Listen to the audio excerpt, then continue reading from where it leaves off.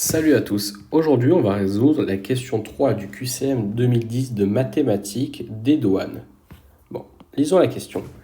Un escargot se dirige vers une salade à la vitesse de 0,008 km/h-1. Okay.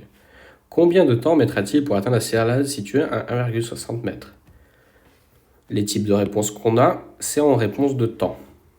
Donc première étape, on se dit que la question elle est un peu compliquée puisque 0,08 km/h-1, ça rentre pas directement dans la tête.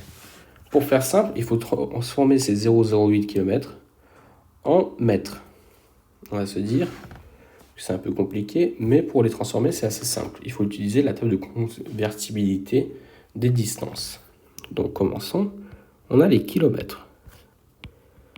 On a l'hectomètre,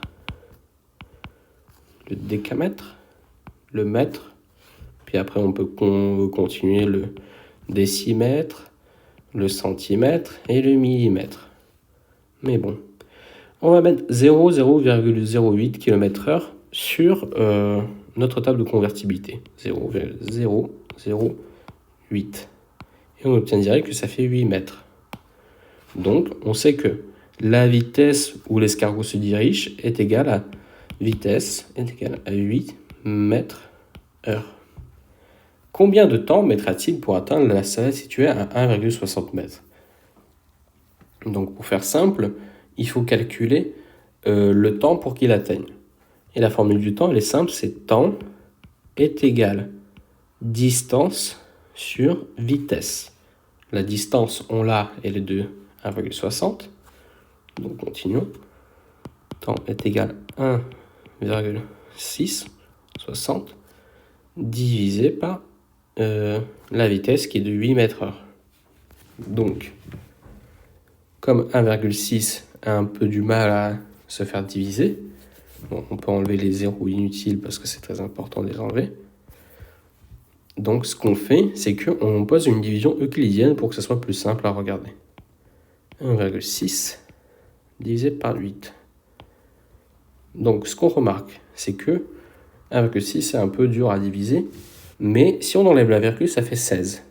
Et quel est le multiple de 16? Est-ce que 8 est un multiple de 16? Oui, puisque 8 fois 2 est égal à 16. Donc on enlève simplement la virgule qui sépare le 1 et le 6. Mais en contrepartie, on doit rajouter un 0 et une virgule. Donc on rajoute un 2, puisque 8 fois 2 est égal à 16. 16 et 16, on supprime, la résolution est résolue. Enfin, l'équation est résolue. Donc temps est égal à 0,2. Il faut convertir maintenant en minutes, puisqu'on nous demande les minutes. Les minutes, on sait que 1 heure ici, ça fait 60 minutes. Donc, on sait que 60 fois 0,2, ça va pas être évident directement.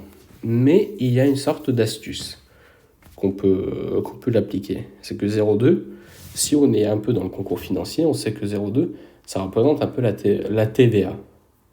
Mais on peut utiliser en pourcentage. Donc, 10% de 60, directement, ça fait tilt, ça fait 6.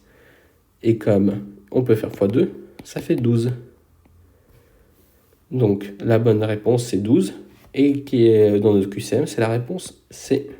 Voilà.